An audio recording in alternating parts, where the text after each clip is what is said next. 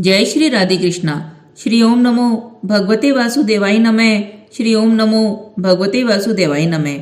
आज मैं आपको श्री माघ मास महात्म्य का 24वां अध्याय सुनाने जा रही हूँ।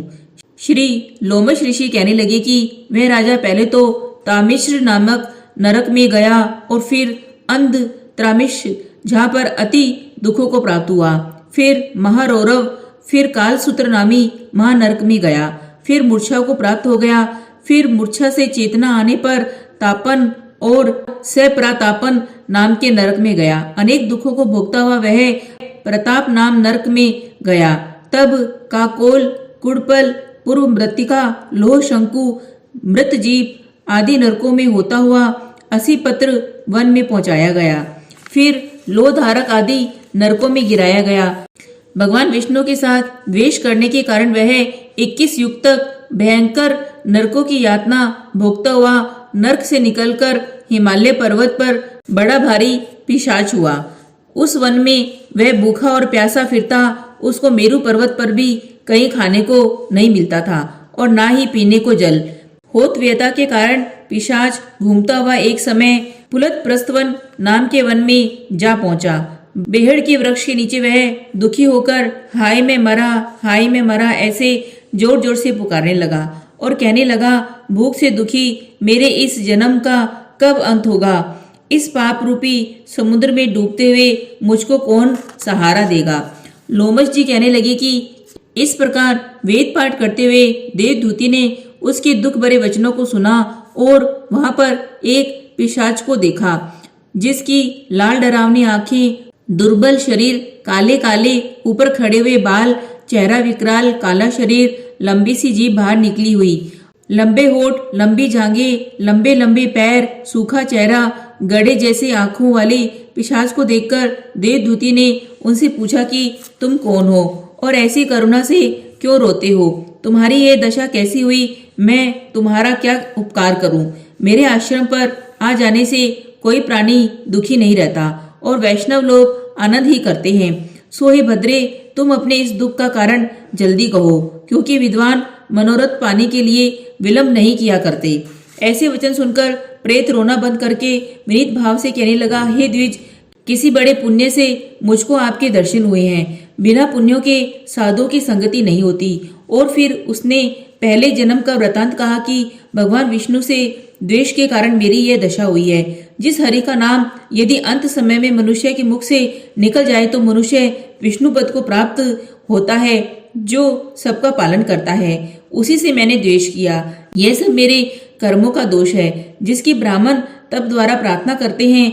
ब्रह्मादि देवता, सनकादिक ऋषि जिसको मुक्ति के लिए पूछते हैं, जो आदि, मध्य और अंत में विश्व का विधाता और सनातन है, जिसका आदि, मध्य और अंत नहीं है, उस भगवान के साथ मैंने द्वेष किया।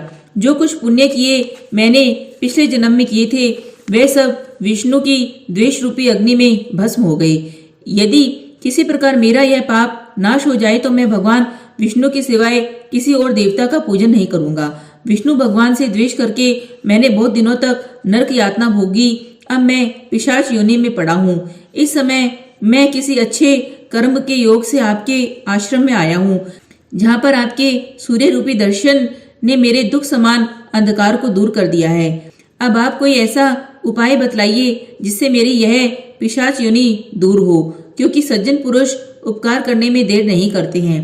देवदूती कहने लगे कि यह माया देवता, मनुष्य, असुर सबकी स्मृति को मोहित कर देती है, जिससे धर्म का नाश करने वाला द्वेष पैदा हो जाता है। जगत के उत्पन्न करने, रक्षा करने और नाश करने वाले जो सब प्राणियों की आत्मा है, उनसे भी लोग द्वेष करते हैं। जिनके अर्पण करने से सभी कर्म सफल होते हैं, उनकी भक्ति से मुख मोड़ने वाले मूर्ख कौन सी गति को प्राप्त नहीं होते। चारों वर्णों का वेदोक्त हरि का भजन करना ही उत्तम है, अन्यथा कुमार्ग में चलने वाले मनुष्य नरक के गामी होते हैं। इसी कारण वेद विरुद्ध कर्मों को त्यागना चाहिए, क्योंकि वेद विरुद्ध कर्मों से व्यक्ति वेद, देवता और ब्राह्मण की निंदा करते हैं। झूठे मन कल्पित शास्त्रों को मानने वाले नरक में जाते हैं।